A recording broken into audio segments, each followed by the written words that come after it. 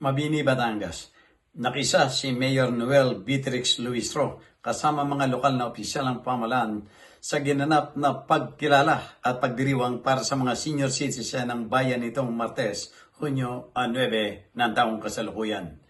Layunin ng nasabing pagtitipon na bigyang pugay ang napakahalagang kontribusyon ng mga nakatatanda sa komunidad.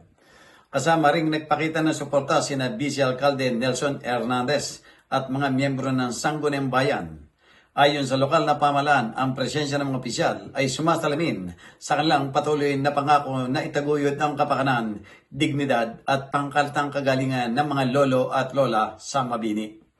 Sa magitan ng aktibidad ito, muling pinagtibay ng pamahalaang lokal ang kanilang dedikasyon sa pagpapalago ng isang inklusibo, may kalinga at mapagmalasakit na komunidad para sa lahat ng henerasyon. Jojo Cesar Magsumulgurat para sa journalnews.com.ph